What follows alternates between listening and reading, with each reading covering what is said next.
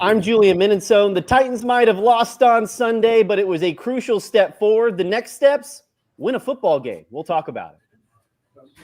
And I'm Brad Hopkins. Week 12 in the books. Let's see what lucky number 13 happens against the first of two against the Jags. I'm Tyler Rowland, and I'm as optimistic about the Tennessee Titans' future as I have been all season long. Tighten up. It's the Titans Squad. Everything Tennessee Titans, every week.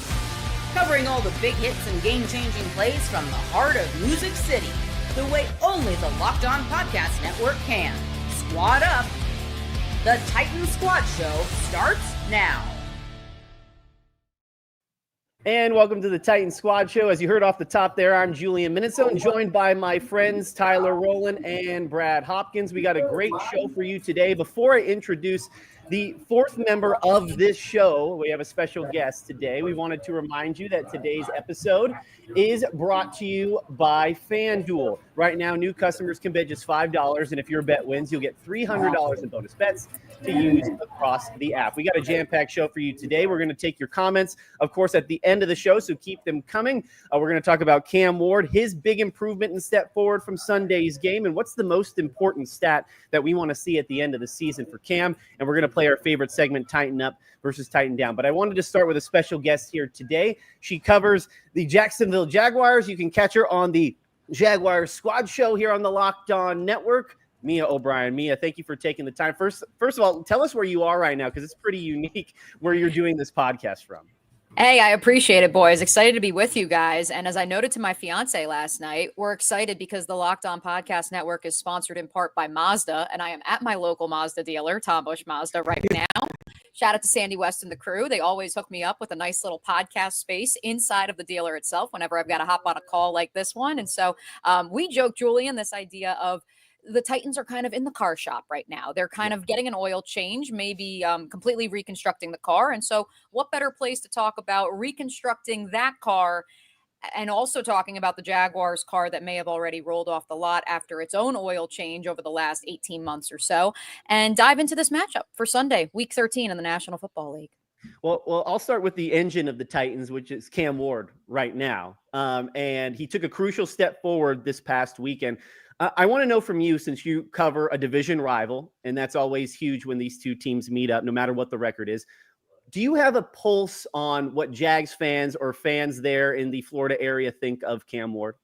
Yes, I would tell you, let's talk about first from the Titan perspective of Cam Ward and this matchup specifically for Jaguar fans. And certainly when we did the Jaguar Squad Show last night with myself, Anthony Wiggins, Tony Wiggins, and then Marcus Ogden, the number one item on the scouting report for both the Jaguars and their fan base is Cam Ward. When you look at the Tennessee Titans, I don't think I'm breaking any news there. Certainly the creativity that we've seen from him in the pocket, even if some of it has led to, some rookie learning curves, if you may, I think that is something that Jaguar fans recognize, that he can hurt you both with his legs and through the air. What's interesting about Cam in particular is, of course, having played his final collegiate season at the University of Miami, a ton of Canes fans here in Northeast Florida.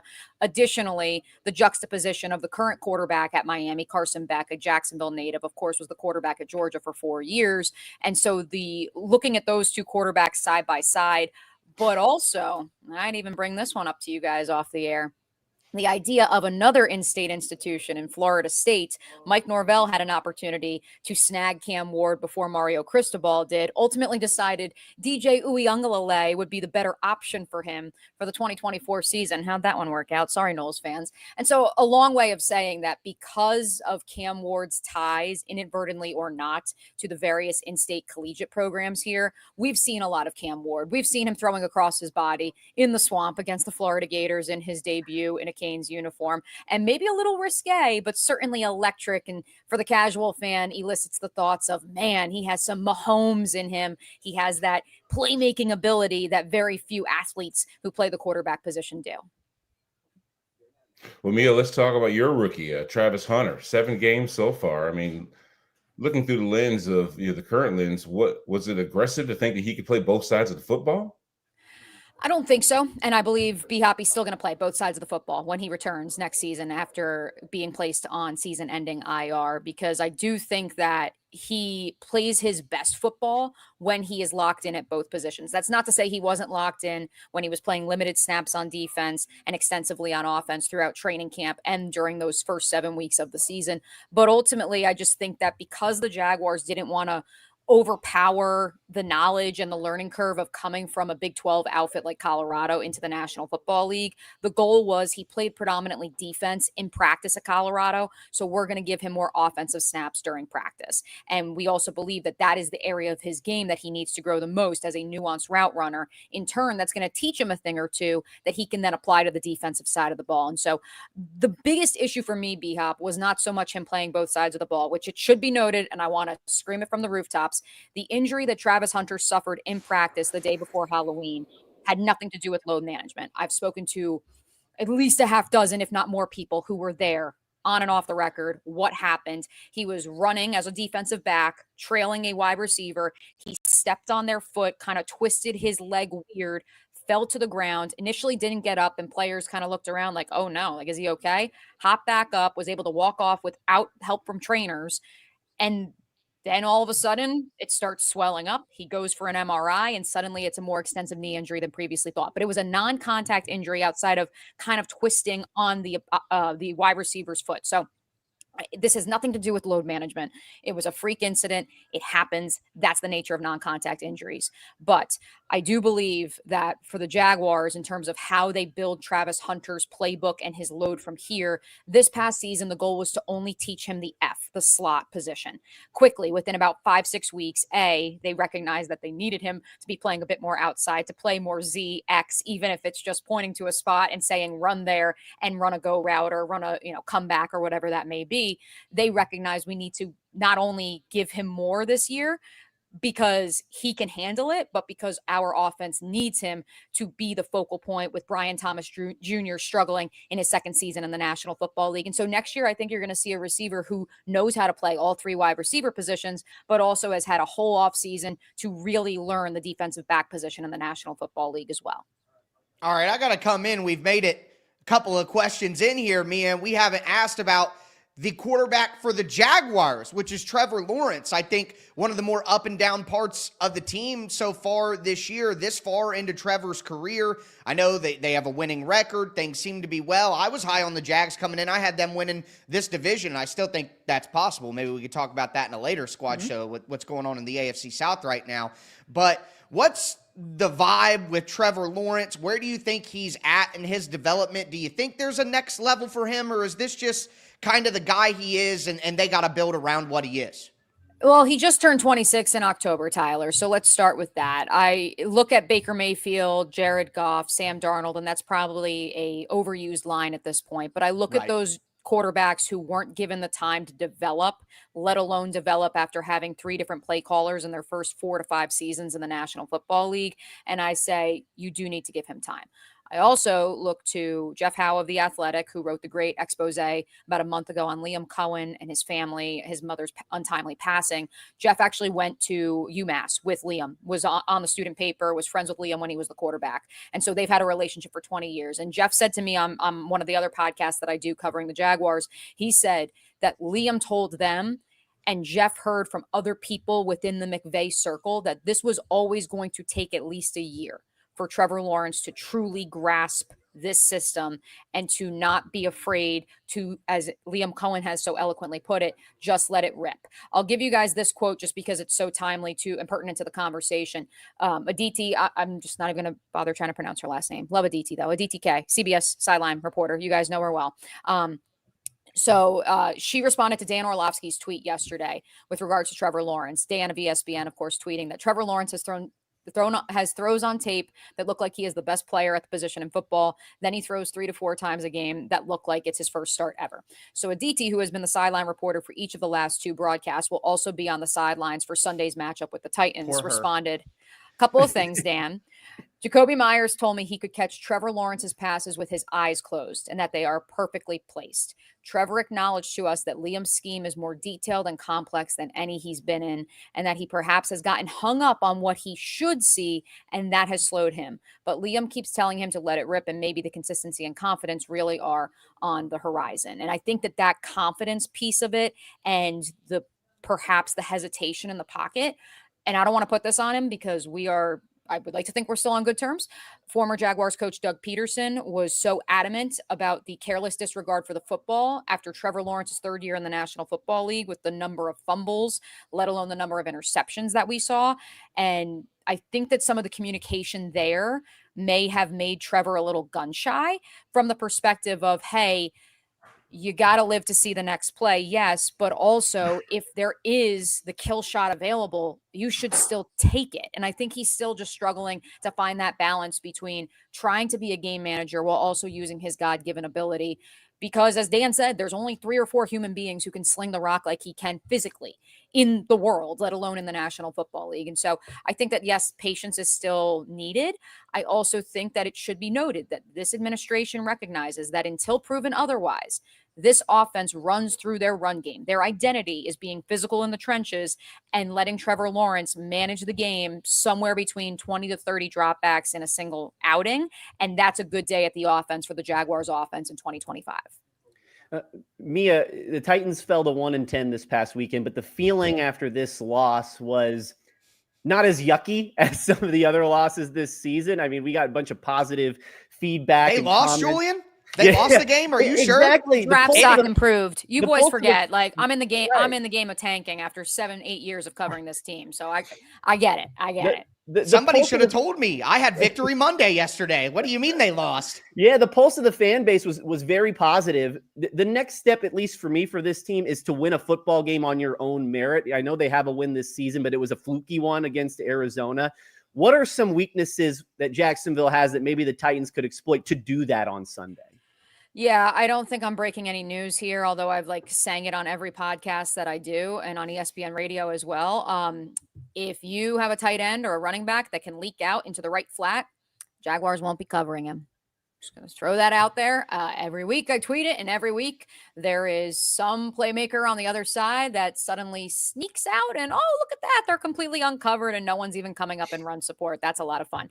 I think that what's interesting with this Jaguars defense, which obviously runs predominantly zone principles, and since that game against the Los Angeles Chargers has run some of its most zone-friendly schemes that we've seen all season, is this idea of they are not the Gus Bradley, Pete Carroll, cover 3, bend, don't break defense, but they will allow for you to try to matriculate up and down the football field, death by 1,000 paper cuts. And so if you can sustain long drives, then you can have success against this Jaguars team. And if on the other side, you can ensure that Trevor Lawrence doesn't sustain long drives and that the run game doesn't get going and you can control the time of possession, then you give yourself a chance against the Jaguars. That's certainly what the Texans did. That's what the Raiders did. That's why that game in Las Vegas went to overtime. And I would also just add that, the Jags are hoping that identity works against the Titans because Cam Ward, as a young rookie, is most likely going to take some risks at times, and then they can capitalize on it with a top 3 takeaway margin in the National Football League. If they turn wine to water too, then they'll, just add it to the list of things we want to see the Titans do for the first time this year. Yeah. Amen to that. Mia, what's the secret? I mean, the Jags were 4-13 in 2024. 7 wins so far under Liam Cohen. We would hope to have had the same type of success when we changed our head coach, but it just hasn't taken it's taken a lot longer than we would have wanted at this point. So what has been the secret to the change in culture with the same guys, basically? Yep. Exactly, B-Hop. And a lot of people have questioned it. And they've questioned not only Liam and James Gladstone, the GM, who both, of course, have ties to the Los Angeles Rams, and Sean McVay and Les Snead, but they've questioned Tony Boselli, the lone Hall of Famer in Jaguars history, who, of course, has lived here in town for the better part of the last 2 decades. This idea of how can you take the same guys and you can somehow create a different outcome and elevate the ecosystem, as James Gladstone likes to say. And I think that what's so interesting is that it's a cliche, but there are some people who are thermostats and there are some people who are there just are some people who are thermostats, right? They elevate the temperature in the room, right? There's other people who are just sitting in the room and they feel the temperature, but there are some people who go into a room and they elevate the temperature in the room. Liam Cohen is one of those people who comes in and immediately the standard is raised, his expectations are higher, and because he loves on his players, they want to play to that level. They added players like Jordan Lewis, Eric Murray, who currently is on the reserve injured list, who not necessarily are all pros or pro bowlers who are going to change your team's fortunes, but because of the fiery competitive nature that they possess, all of a sudden that reignites a flame in Josh Hines-Allen, that reignites a flame in Foye Oluokun that was lost last year in a lost season with Ryan Nielsen in his lone campaign as the defensive coordinator. And so all of a sudden, if those guys believe, well, then a Jaguars defense that is sneaky young outside of their defensive front, that secondary is one of the youngest in the National Football League. All of a sudden, if they are following Jordan Lewis and following him into the flames, then they are then all of a sudden going to buy into this idea of anything is possible. I reported it when Liam Cohen was hired. Sean McVay believed in his 2018 Rams staff that, of course, was regarded outside of the St. Louis Rams in 2001 as one of the greatest shows on turf that we've seen in the 21st century.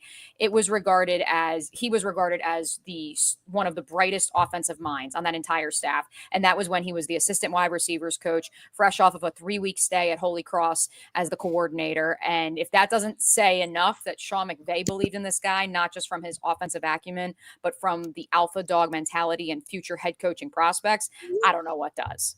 The answer is coaching. They just got a much better coach. They had a talented roster all along. It was all right there. Listen, I got to say before I ask you my final question here, just a small rant. The Jimmies and the Joes, not the X's and the O's. It's players, not plays. That all sounds well and good, but in a league that is just driven by parity, where most of the rosters have similar talent levels, like some are really, really high, some are really, really bad, but most of the NFL, 80%, is similarly talented. Coaching is actually what is most important, not the chess pieces, but who moves them. Sorry, Brad, I know you're a player. We can debate that when we have more time. Mia, we've talked all offense. We've talked all coaching. We've talked Cam Ward. Tell me about what I actually am impressed by with this Jags team, and that's defense. And is Travon Walker going to be back for this game?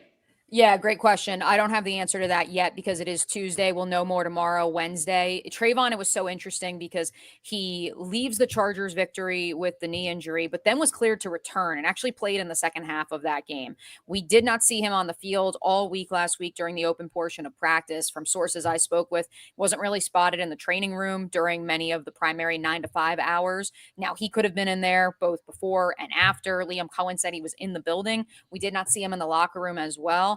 But clearly, if the former number 1 overall pick plays, it changes the dichotomy and the trajectory of this Jaguars defense, because when healthy, especially like we saw in the first 3 weeks of this season, he is what Mike Tomlin once said in 2023, the number 1 item on the Jaguars scouting report, the absolute game record. With all due respect to Josh Hines-Allen, who had 17.5 sacks in that 23 campaign, Trayvon Walker was who the Pittsburgh Steelers were most concerned about because of how stout he is as a run defender, because he is the straw that stirs the drink on defense and creates for so many different people in the front 7, let alone on the back end as well. And so I'm curious to see, because when I asked Liam Cohen last Friday, do you have to practice during the week to play on Sunday?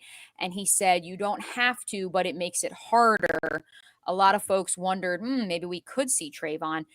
I personally think he was talking more about Jarian Jones or Greg Newsome, who also were nicked up in that game against the Chargers, and they still played on Sunday against the Cardinals. They were both limited during the week, although I know from good intel, like limited was truly limited for some of these players, which, hey, listen, it's week 13 in the National Football League. That happens. You have to be able to play through that. So I'm curious to see if Trayvon plays, but I will tell you, I don't know if you guys watched the tape because I know you were locked in on the Seahawks and the Titans. Dennis Gardick and his return to the desert last week, the Sam linebacker and He's a so special good. teams demon. He is so good. He's so underrated. He's a freak. But what was so interesting was probably like week 4 or week 5. So this is before Trayvon Walker suffered the hand injury that made him miss 2 games. We actually asked Anthony Campanelli, the defense coordinator, and Liam Cohen, like, how do you get this guy more involved? And they said, we're going to try to find a way to get him out at a wide 9 and actually play him as a true edge rusher. You haven't really seen it until Trayvon Walker's second injury of the season. But man, oh man, I mean, his hair was on fire. He had a sack on the 3rd play of the game against his former team on Sunday.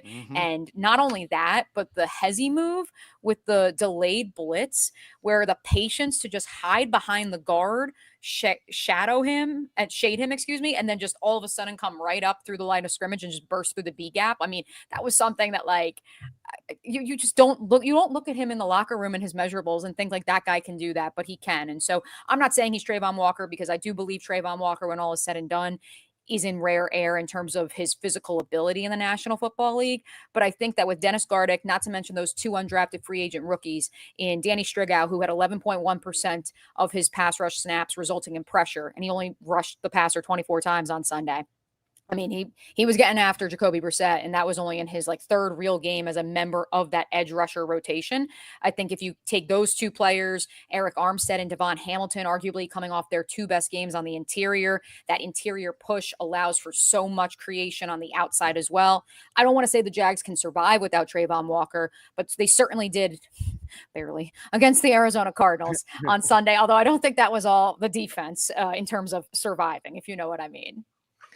Well, Mia, thank you so much. That's insight we can't get anywhere else other than on the Locked On Network. You can catch Mia O'Brien with the Jaguars Squad Show every single week. Make sure to like, comment, and subscribe to that show. And we're looking forward to game day on Sunday. No matter what the records are, divisional game always means a lot more. Mia, thank you so much for taking the time.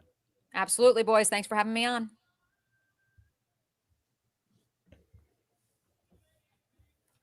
All right, the NBA is back, and there is no better place to get in on the action than FanDuel, the official sports betting partner of the NBA. Even if you missed the start of the game or want to ride the hot hand, FanDuel has live bets on everything from who will score next to fourth quarter comebacks. Plus, you can even combine your live bets into same-game parlays for a shot at a bigger payout. It keeps every game exciting, especially when your team's making that late push. Right now, FanDuel is giving new customers $300 in bonus bets when your first $5 bet wins. So head to FanDuel.com to sign up and play your game with FanDuel, the official sports betting partner of the NBA.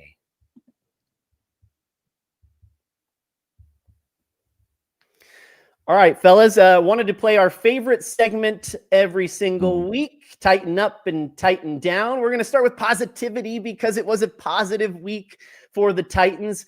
Tyler, we'll start with you here. What is your Tighten Up this week? Well, I mean, I feel like when we're starting, we have to start with Cam Ward, right? Like, I have plenty of other tighten ups we could certainly get to, and we will. But for a second game in a row, Cam Ward looked really, really solid. Looked really good. Had the 4th best QBR in the NFL this week after 10th best last week. I know that the Titans haven't won these games, but they've lost by 1 possession in both. I know that there was a late garbage time touchdown to make it seem closer than it was against Seattle, but the team is more competitive. The offense has more flow to it. That's without a run game. That's with the wide receiver group where it is. That's with the defenses that they've been going against, like I'm talking about with Houston being the number 1 defense, Seattle being one of the top 5 defenses. Like, these are great defensive units, and Cam Ward looks like he belongs. Not only does he look like he belongs, but he's making plays. Some of the throws that he made yesterday, the seam hit against cover 2 to James Prochet, down the sideline with patience, looking off a safety and then hitting the wheel route down the sideline against cover 3 to Chigakonkwo, the in-breaking routes against cover 4. Like, he's really starting to see certain concepts against certain coverages multiple times and feeling more comfortable. I mean, in that game when he ran through the pocket and threw it to Gunnar Helm on 4th and 5 on the first touchdown drive, he literally no-looked a defender. He's looking at a defender, holding him against the short man while he's throwing intermediate past him to Gunnar Helm. Like, you only use your legs the way that he is. The fall down throw to Chigakonkwo early in the game, you can only do all of these things if the game is slowing down. So I know that they're not winning. Cam Ward isn't throwing for 3 or 4 touchdowns like we've come accustomed to, you know, with Marcus's debut and Will Levis's debut. And I think it's probably a good sign Cam Ward didn't have some spectacular debut after those. But I just, as impressed as I possibly could be, this is a breakout moment. Not breaking out into a superstar in the NFL, but breaking out that first evolution for Cam Ward, going from I'm a rookie in the NFL to, hey, I'm a starting quarterback in the NFL. I think against these defenses, what we've seen, this is like a rookie breakout moment where Cam Ward kind of takes that next step to the next version of the player that he's going to be, and that's very exciting. I think we have to look at the team in totality. I mean, this team continues to get closer and closer to a win, especially against really good teams like the Seahawks. Right. They're tough out for anyone. With the season going like it has to this point, when you've already fired your head coach and you're working with an interim head coach, that's a good thing to see that they're still competitive. It didn't feel like, one of those scratching your head moments watching this team flounder and really do things to keep continually shooting itself in the foot. But where we're starting to see are incremental steps towards getting better. And I think that's probably a microcosm of the young roster that they have with guys that are starting in the lineup now, whether that's through attrition or just making a decision to try and get some draft equity with moving some veterans around. But for the most part, these young guys are responding. This team believes in itself and it still has the confidence that it can actually compete with almost anybody. So we'll see what they do against a 7-win team like the Jags, one they have a lot of familiarity with and some success in recent history. So I'm just excited the fact that these guys haven't just started shoveling dirt on themselves. Yeah. We all season long, we've talked about sustaining drives and finishing drives. And in the second half, they certainly did that. 6 of 17 on third down, 5 of 7 on fourth down, keeping the chains moving. We saw Cam use his legs a lot more. He ran for the touchdown. He led the team in rushing this past weekend. And Tyler, to your point, the impressive day he had without a run game and the impressive day he had being so thin at receiver, no Calvin Ridley, no Alec Iomanner, and they were still able in that second half to move the ball up and down the field. I was talking to Peter Skoronski in the locker room, and I said, hey, 2 offensive touchdowns, that's a step in the right direction, right? And he said, well, it should be the standard. The bar is low, but it is a step in the right direction when you're thinking about prior to this, the 2 games previous, they had 1 offensive touchdown in 8 quarters.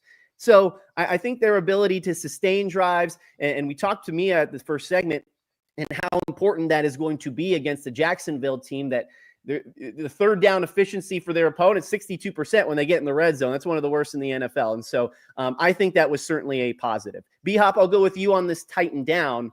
What do you think is a tighten down or something you would like to see more of it coming out from Sunday's game? Yeah, that's a great question. Cam Ward mentioned the Titans needing to dig themselves out of holes, right? They need to work on not getting in the hole in the first place. This is a talented young team, like I just mentioned, but they're not good enough to overcome coming from behind, basically, to get a win, unless they're playing the Arizona Cardinals.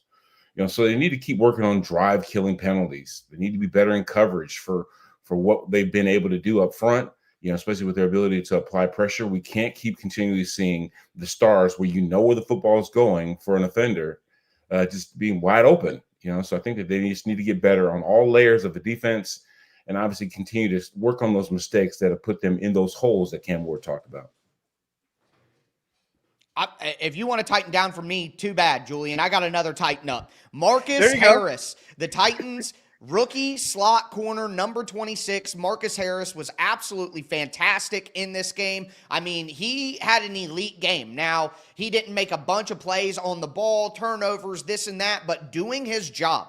Executing his job on a down-to-down basis, he was nearly perfect. I counted 2 plays out of his 35 where maybe you wouldn't give him, he did a great job on this play with what he was supposed to do. I mean, whether it's dropping back in a deep half in an invert cover 2, whether it's settling down in the flat as a flat defender, whether it's playing a hook defender, hook curl in the red zone and locking up guys, matching the man, having man coverage on a tight end on a crossing route, Cooper Kupp on an out route, whether it's man coverage on a running back and 5 wide and almost getting a pick 6 interception where you're right there to break it up. He had multiple pass breakups on a play in the red zone.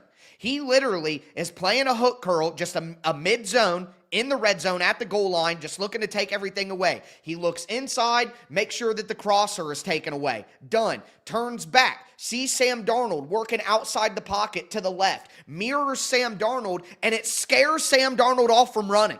He's the only one there, and he turns his head and takes 1 step and mirrors Sam Darnold, and Darnold goes, okay, I can't run now because he's a 4-3 cornerback right there waiting for me. And then Darnold turns back and tries to throw the ball into somebody, and Harris turns right back around, puts a shoulder into him, and pops the ball into the air for an incompletion. I mean, what an awesome play to watch this rookie get in there. They haven't been as complex with what they're doing in the back end recently, and I think some of that is because the inexperienced guys like that. But Marcus Harris was everywhere. He's a smaller guy. He's not going to be as good in run defense as maybe like an Elijah Molden was a couple of years ago, or McCreary has been for his career. He's just not as like physically stout as those guys, but he's willing, he's ferocious. He got in on some run stuff a couple of times, but as a pass coverage guy in his zones, the awareness that he shows in his zones to pick somebody up, and then the man coverage stickiness with the speed. I mean, he looks like a true answer for the Titans out of position where they have 3 open boxes right now. 3 open boxes for 2026 that need to be checked. I think that, and we got to see it the rest of the season, but I think they checked one with Marcus Harris in the slot. I'm fired up, boys. Let's go. The Titans are back. Am I going to be more negative than Tyler in this show, which is never going to happen probably again? That's crazy. Enjoy it. Enjoy it. B-Hop, because I wanted to bounce something off of you, because my Titan down, if there was any, is they got to get the run game going, right? Cam Ward led this team in rushing yards, 2.9 yards a carry for the entire team. Obviously, it's been a problem, and we talked about establishing a run game could be Cam Ward's best friend. It opens up play action. It keeps the defense honest. B-Hop, what do you see as the biggest issue in the run game? Is it the run game? Is it the O-line? Is it a combo? They're not paying enough attention to it, period. I mean, when we listened to Mia, she was talking about a goal being for Trevor Lawrence to throw, 28, 30 times in a ball game. I mean, Cam is easily out-averaging that. I mean, throwing well into the 40s, which means he's in passing situations, or he feels that he needs to pass the ball more so than he needs to run the football. They're not committed to it. And they're not committed to, even if you do just get a couple of yards, waiting for the dam to break to where they can find those creases to really engage Tony Pollard and Tyjae Spears. And, of course, throw Cam's running ability in there as well. That should be part of the metric. It should be part of the statistics. I don't need him to lead the rushing average or the rushing stats like he did this past weekend, but I need him to show up on that sheet. You see what I'm saying? And it's just part of them alleviating the pressure of pass rushing that actually has been somewhat of a boogaboo. It's been inconsistent to have this line, keep that pocket clean enough for him to be able to do that and be effective just throwing the football. So I think it's almost a mental thing with Cam. Just thinking that, you know what, I've been this quarterback in college that has used his legs, and I don't want anyone thinking that's the only thing that I can do. When in essence, it's a wonderful trait to have, a dual threat capability, and be able to keep the defenses honest. So it's all part of the run game. But committing yourself to letting these offensive linemen bludgeon the front four of a defense, just get into the flow of things and stop continually backpedaling, it would definitely help their psyche, as well as I'm sure show on the stats sheet that they're actually controlling the line of scrimmage. It's hard to control the line of scrimmage when you're doing more passing than you are running, because the defense is continually on the attack, pass rushing. But I think when you commit yourself to at least balancing the offense and committing a little bit more to the run, instead of having almost the fewest attempts in the backfield as we've seen this team do in years, that's going to definitely have an effect. They just need to run the ball more. I think here's the problem. They suck at it. They are terrible at running the ball. But they suck at it because they don't do it enough, Tyler. That's the point. The point I'm trying to make is that if you commit yourself to actually doing it repetitiously, you will actually be better. But when you do it sparingly, when you do it every now and then, when you don't commit to doing it as far as balance is approached, then you're going to obviously suck at it. I'll be honest. I think it's more of a skill. It's they suck at it is the reason why they don't do it more, rather than they suck at it because they don't do it more. I just see it the opposite. I think it's a skill issue. They literally are not good enough to run the. You know why my golf game sucks, Tyler? My golf game sucks because I don't do it. But I don't think that's true for everything. I wish that I got out on the course and just was a scratch golfer, but I can't even continue to act like that if I don't even go to the range and shoot and hit balls. You see what I'm saying? I agree, but I could go to the range for 10 hours a day. I could be a professional golfer and hit balls for 10 hours a day at the range for 6 straight months. I would not be a scratch golfer still. I am not talented enough. I do not have the natural ability. No matter how much I practice, Brad, I can't be a professional football player like you. You have a natural gift that I was not given. I think that the Titans are not talented enough to run the ball no matter how much they do it, how much they practice. They just aren't good enough. That's my opinion. Maybe they commit to a game plan when they're playing a lesser defense You and they just do it. sat there and said this team has 80% like everybody else, is much talent as everybody else. You just said that, They don't. No, they're below the line. I said either you have a ton of talent, you have a little. Most of the NFL has about the same talent. The Titans are not most of the NFL, sadly. Well, I agree to disagree, but I think, well, obviously, practice makes perfect. And if they were to continue to commit themselves even during the week to having a more engaged run game, then I think that you would see that show up on Sunday. I wanted to end this segment with it'd be a crime not to on a Tighten Up segment. Chimdike. I mean, the guy continues to impress. Another special teams touchdown for him. That's 2 this season. Would have had a third, but it was called back. Should have had a third. Yeah, should have had a third against the Rams earlier this season. He also had a receiving touchdown in this game. This guy's in line to go to a Pro Bowl. He's in line to be all pro. I mean, just some quick thoughts on Chim and the way he has continued to elevate this team, because that spark was exactly what led to the Titans having that second half that they did.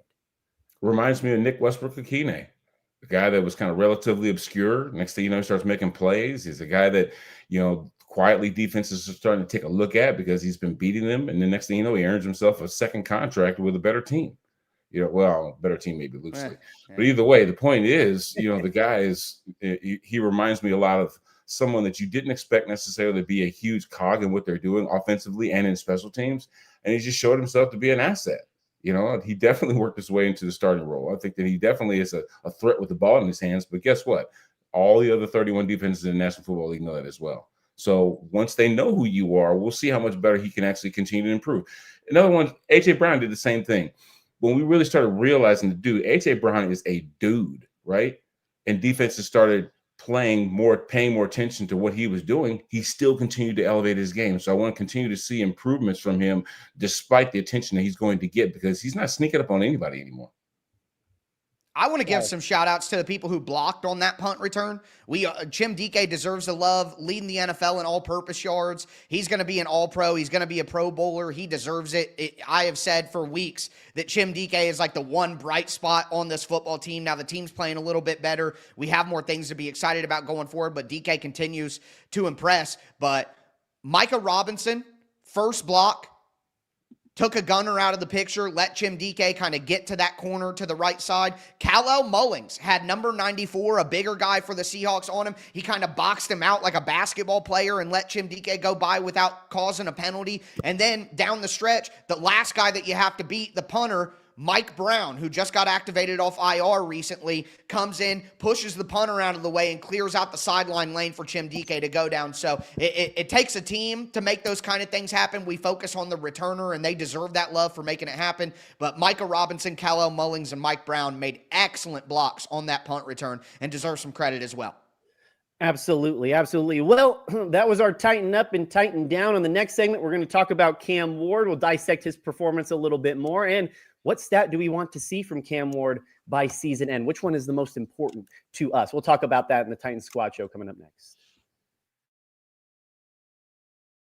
Today's show is brought to you by our friends over there at Peloton. Look, folks, it's time to break through the busiest time of the year with a brand new Peloton cross-training Tread Plus that's powered by Peloton IQ. It's Peloton's most elevated technology and equipment yet that gives you real-time guidance, and it gives you endless ways to move, whether you want to work out by yourself or if you want to work out with your favorite instructor, like my personal favorite, Alex Toussaint. He always gets me fired up to tackle the day. And the thing I like about Peloton, it helps me achieve more in less times. They have features that help you plan, stay motivated, track your progress, and Peloton IQ also provides personalized workout plans and recommendations. That's something that I use right now during the busiest time of the year covering the NFL. They plan my workouts for me based on my mood, my vibe, and also my favorite instructors. So make sure you check it out and use it, because it also helps you correct your form in real time, and it maximizes your reps. It counts your reps so that you can do it smarter, safer, and more efficient. Let yourself run, lift, flex, push, and go. Explore the new Peloton cross-training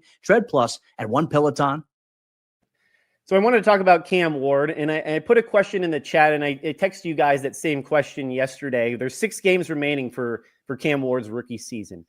By the end of it, what is the most important to you out of these four? 70% completion percentage. He's just under 60 right now. So maybe we can go 70 over these final 6 games. 3,500 passing yards. He's 2,210 yards right now. 12 touchdowns. He's at 7 at the moment. Or do you want him to lead the Titans to have at least 3 wins or more? So that would be 2 more wins or more before the season's over. Which one of these is the most important to you, knowing that a lot of these also sometimes could go hand in hand? Tyler, we'll start with you. Anything but the wins. Please, no. Let's not do that, boys. All right? Let's not be crazy. I'm going to need Ruben Bain, Arvell Reese. All right? Everyone relax.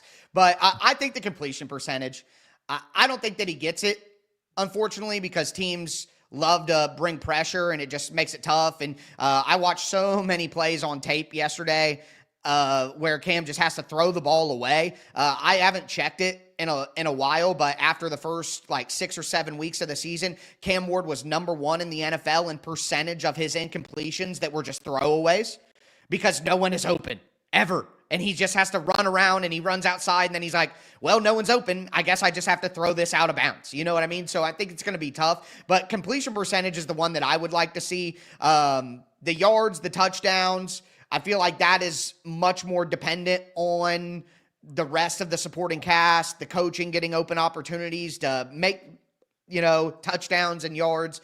To me, the completion percentage, because even if there's nothing there, I just want to see him check the ball down, get the ball out of his hands quickly, make, decisive decisions, which is redundant to say, but, you guys know what I'm saying. I just want to see him play on time, play quickly, protect himself, make smart decisions. And I think that would be more reflected, in my opinion, in the 70% completion percentage, where all the other things are kind of dependent on more on the team. But I think he does get to 3,500 yards. And I think looking at what Caleb Williams did last year with what some people were touting as the best supporting cast a number 1 overall pick has ever had, with DJ Moore and Romo Dunze, they had a decent running backs in there, talent on defense. I think if Cam Ward gets over 3,500 yards, that would be cool. But the completion percentage is what I want to see, especially when he struggled with that early in the year.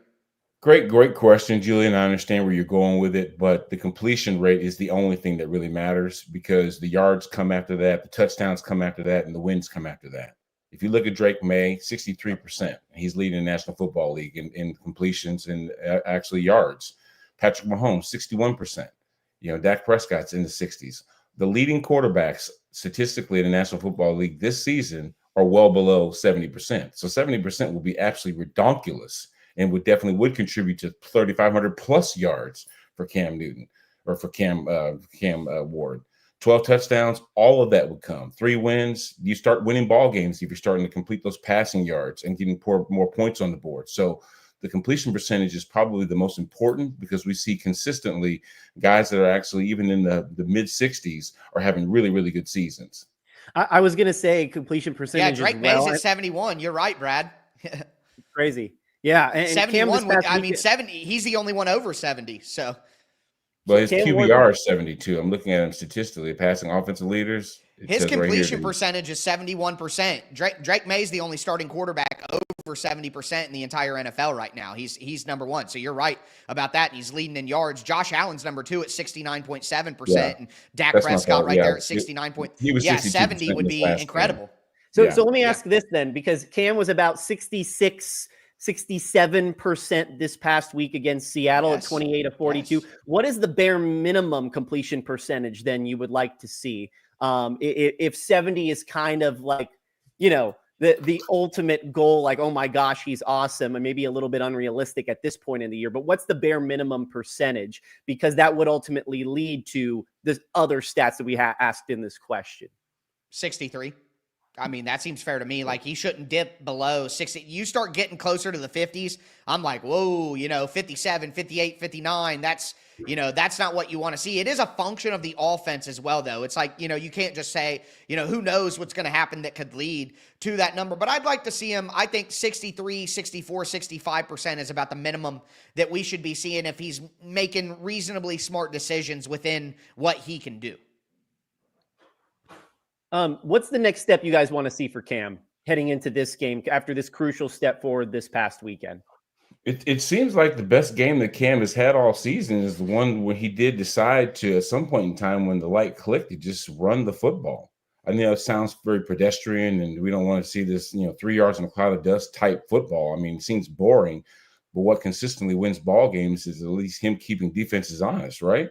I mean, he had the longest run of the game, I think 21 yards in one play. But what that did was it showed the defense, hey, look, this guy can run if need be. You see what I'm saying? And that's one thing that they're thinking about, that if this pass rush continues to pin its ears back and they get past the breaking point, then he will basically, kill them with his feet.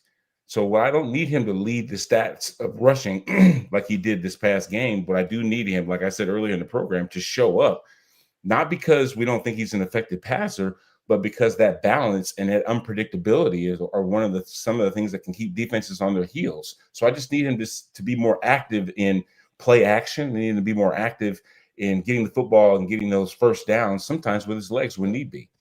I think that's 100% right. He does have to do that. But I think the reality is that's one of the only, we were talking golf earlier. That's one of the only clubs the Titans have in the bag. They don't have a good run game. They don't have an explosive man-beating wide receiver that they, an alpha wide receiver they can go to all the time. They don't have an explosive downfield passing game. They don't have a short, quick timing passing game. They don't have a lot of things that they can consistently go to. So you do have to rely on Cam Ward to scramble a little bit more out of the pocket when you leave 7 in and max protect on a 3rd and long and there's only 3 guys out in routes and no one's there and the defense is dropping back real far to take it away. Yeah, you need Cam Ward to scramble for it. And I think personally that he's scrambling more and we're seeing him run more as of late. It all coincides with his best play because the game is slowing down for him. Now he can actually see it, whereas before he was drifting backwards. He was drifting backwards to the right and to the left, trying to get to the outside of the pocket, and he was athletic enough to outrun defenders in those scenarios in college, but he's not now. Now he's getting chased down to the sideline, and he doesn't have time to keep the play alive when he's drifting out. Now he's learning, okay, I need to get through the gaps up the middle. I need to go north and south. I need to go vertically up the field through the gut of the defensive line rather than trying to fade back and out like I did in college. And that has led to more success with him scrambling and picking up yards in front of him. And I think part of that is just the game is slowing down. He's seeing things. He's getting the ball out of his hands easier. Like I said earlier, he's seen certain coverage concepts and certain route concepts against certain coverages that he's seen more often. So he's just much more comfortable with everything coming out of the bye week. And I think that is part of it. But you're right. He has to do that. They have no choice because they don't really have a lot to go to. And back to the run game, they don't have a run game. And we all talk about the offensive line. Everybody's mad at the O-line. I think one of the big contributors to the run game is Cam Ward might not be checking out of bad runs against bad looks.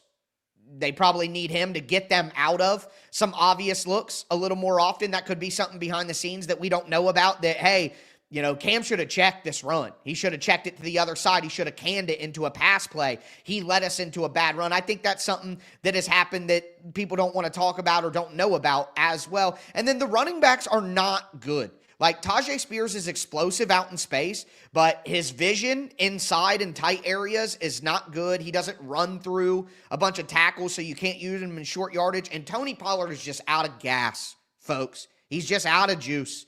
He's a solid guy, good teammate, hard runner, tries his best, but he just doesn't have the juice to cut and break tackles.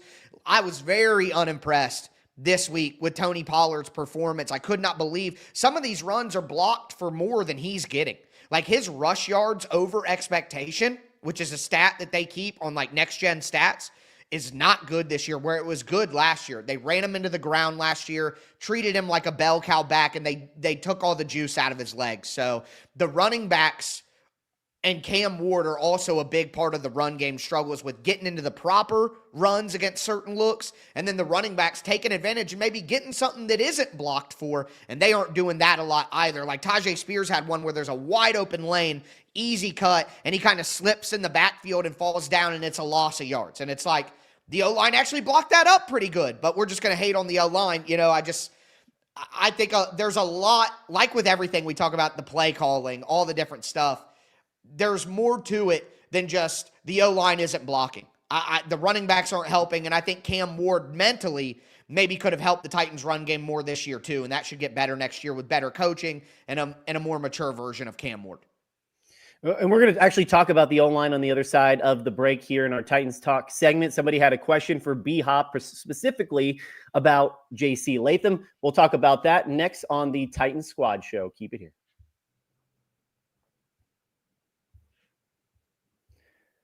All right, everybody, keep your questions coming in the live chat. If you're with us on Facebook, we'll do our best to answer as many questions as possible. We love hearing from you guys. Of course, make sure to like, comment, subscribe, all that fun stuff. We got something from Christopher Bray at the start of the show, or Christopher Broy, I should say, directed to B-Hop. B-Hop, you're a legendary O-lineman. What advice would you give J.C. Latham at the moment? At this point, they're reminders of the simple techniques that he needs to make consistent in his game, which are shoulder square and inside shade. What I mean by that is when you keep your shoulder square parallel with the line of scrimmage, is what square means, you don't give the defender a two-way go. When you turn your shoulders, the guys can go inside or outside, and it creates kind of a challenge for you. An inside shade means that you're staying on the inside half of the outside defender, which makes him have to go through you to get to the quarterback. I need him to settle his feet also. In other words, you can't jump out of there using the snap count to your advantage, which we should do, but then get yourself so overblown that you also give the defender a two-way streak. So I just need to remind him to keep his shoulders parallel with the line of scrimmage, like I know he's been taught. Most linemen are taught that from the very beginning, and to also stay on the inside half of the defender. So in that way, you still have some room to fight once you start engaging him physically. You know, these are all things that good offensive line coaches teach their guys. It's just being consistent with it by practicing it during the week and making sure that, you know, you're going up against quality guys that can actually get you better. So, and he's got that with a defensive line that, you know, could actually, you know, ramp up the productivity as far as sacks are concerned. But there's some pretty good dudes over there. You know what I mean? So I think that Arden Key helps him get better by reminding him to move his feet when he's dealing with a wide rusher. Tavondre Sweat and Jeffrey Simmons remind him when a guy is more on the inside shade of you, hey, look, the fight is right now. You've got to get your hands engaged and make sure you don't overset. So shoulder square, inside shade, don't overset your guy. Settle down once you use that snap count to your advantage, and he'll be okay. And I think you could see the problem is J.C. Latham's feet are the problem. He's just not quick, and he knows that. So he oversets because he doesn't want to get beat to the edge by the speed, and then that leaves him susceptible to inside counters because now he's getting too wide because he's worried about getting beat to the edge. And the speed, I got to tell you, I'm not a legendary offensive lineman myself, but I would tell Latham to put the weight back on. I don't know whether it's a technique problem because, I'm not at the level that you are, Brad, or, Bill Callahan, but I've just been so wholly unimpressed by his power. And for a guy who was supposed to be the super big, physical, powerful player coming out, his drive in the run game, he's not getting movement on people. He's not able to cross face at all and over leverage a guy. In the passing game, I have just been shocked. A guy who was so anchorous. I'm making that word up. He was anchorous in college. He is just getting pushed back. He constantly looks off balance. He can't settle his anchor down. I don't know what happened here. I don't know where the power. I know he lost weight, but I don't think that he should have lost that. It's not his weight per se. It's his pad level. Yeah. If you're too high in pad level, then you don't get pushed. Do you remember that big dumb machine that Bill Callahan had? Yeah, the Olga and Bertha. Well, not the Olga, not the pass blocking one. The one where you got to get low to get movement on the thing. Oh, yeah, That's the pad level thing. Because if you're too high, then you can't push it. You've got to be at the right pad level. And the same thing can be said about the pass game, because if you're standing up too high, if your knees aren't bent, then you're going to get pushed back. So it's about technique. I mean, because I played the game at 340 pounds when I first came in. And when I left the game after 13 seasons, I was 285. So somewhere in there, the technique is what takes over, not necessarily. Now, you do, I understand, lose some strength. When you're 340 pounds, you are a monster. I was probably slaying around more weight then than I ever was in my entire life. But my technique wasn't as sound as it was the older I got. So I had to rely on that. So I think that power sometimes comes from just good pad level and good technique. I think Latham has about 7 games here to prove that they don't need to think about putting him at guard next year. Certainly a lot to see from J.C. Latham and the rest of the O-line moving forward. Now, of course, finally we got Xavier Restrepo this past week, right? And somebody actually had a question about it from Connor Kills. Xavier the Savior. There you go. What do you guys think will happen with regard to X for the rest of the season? Haven't been a huge X guy, but Cam clearly looked more comfortable to have that familiarity. And I will say, before you guys get into your answer, he didn't look in over his head out there. He obviously made some plays, and Titans fans have been clamoring to see him for a while now. What did you think of X and Connor's question here? Well, he's just as good as Tyler Lockett and Mason Kinsey. Like, I didn't see a noticeable drop-off there, and he got open on a crosser on the 4th and 2 to Gunnar Helm. He got open on a couple of other plays. We saw him get a catch. He got penalized, and that should have been a personal foul, defenseless receiver on the 3rd down where he ran the in route. And I thought on the very first throw where they threw it to him in the corner of the end zone, maybe he could have jumped up and had body control and made a play on the ball, and that should have been a touchdown. Maybe you could say that. I also thought Cam Ward missed a wide open Chigakonkwo that would have been a first down, and he might have been, I'm going to my guy. You know what I mean? Which, hey, I won't hate on that. Like, he clearly wasn't. And it's frustrating for me. You guys know I kind of play the line of media and fan. You know, I'm a fanalist, like I like to say. I kind of play in between. And, you know, some of these people who cover the team locally are like, oh, Xavier, the savior, finally getting to play, or, you know, this guy, fans, he's going to change the season. Let's see. And it's like Titans fans have not said that. Titans fans have not said that Xavier Restrepo is the savior of the season and they'd turn the whole year around if they would have played him. All we're saying is he can't be much worse than the garbage that you're already putting out there. Yeah. So if you're not going to get anything, like Tyler Lockett is 34 years old, they cut him. Mason Kinsey has been a hanger-on for 4 years now. Like, Mason Kinsey's never going to be someone you can build around for the future. You know your answer on 34-year-old Tyler Lockett and Mason Kinsey. You know what that is. Xavier Restrepo may very well just be a practice squad guy or a guy who shouldn't be in the NFL, but with the chemistry he had with Cam Ward and the issues the Titans are having on offense, specifically at wide receiver, it always made sense to give this a shot and see if it could turn into something. And I think while it's only 2 catches for 26 yards on 6 targets and, you know, it's not setting the world on fire, no one thought he was going to be a Amon-Ra St. Brown out of the gate or anything like that, or ever for that matter, but he can help this offense. He has clear chemistry with Cam Ward, and that's something that could give Titans fans some excitement going forward, and he could be wide receiver 4 or 5. He could be our little miniature Nick Westbrook-Akine for the next 3 or 4 years. You know what I mean? And the fact that they would prioritize 34-year-old Tyler Lockett or Mason Kinsey over that never made any sense. And Titans fans were always right to want to see Xavier Restrepo, and he had 18 snaps on offense or 19 snaps on offense this week to Mason Kinsey's 8. The coaching staff is already doing what we have been saying they should have been doing all along. So I just hate that some people in the media try to act like Titans fans expected him to be more than what he is and kind of try to chastise Titans fans for wanting to see this guy when Titans fans were right all along. He's just as good as all the other dudes that you said were way better than him, and he should continue to play the rest of the season. And I just want to see, 5 or 6 targets, 2 or 3 catches a game, and prove that he can be wide receiver 5 on next year's team. That's all I want.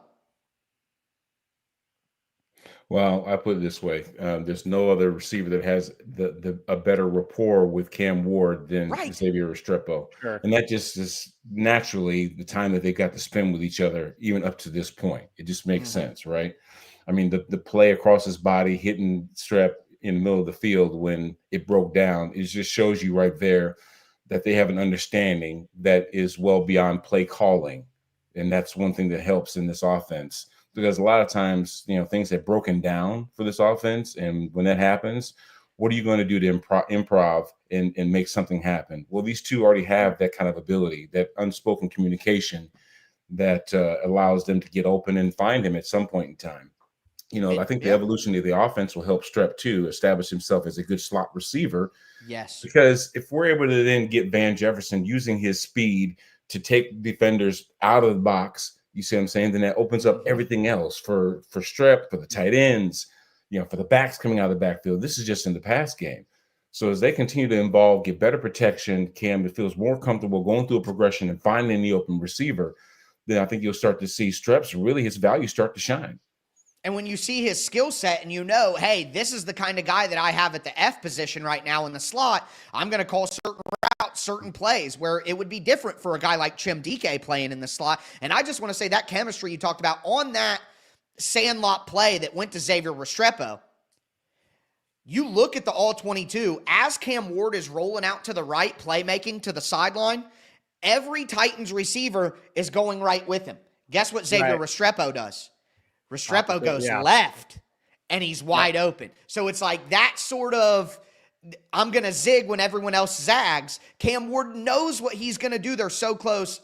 I mean, that chemistry alone should have had Xavier Restrepo on the field way earlier than he was this season.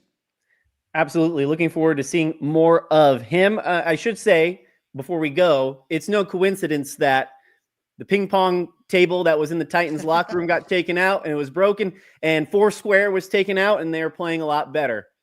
So something to keep in mind, because I know the Ravens did that earlier this season, and then after that they were playing a lot better. So Brad, what's your position on ping pong in the locker room? I'm sorry, Julian, before we go. You're good. We got to get the inside scoop. Are you for it or against it?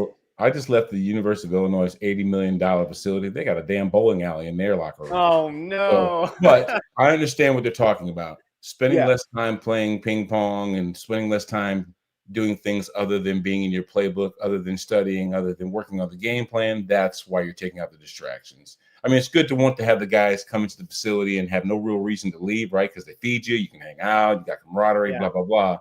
But at the end of the day, the focus is we need to really be better in our playbook and be better on the football field. I'm going to take away a few of those distractions. It might seem to be working.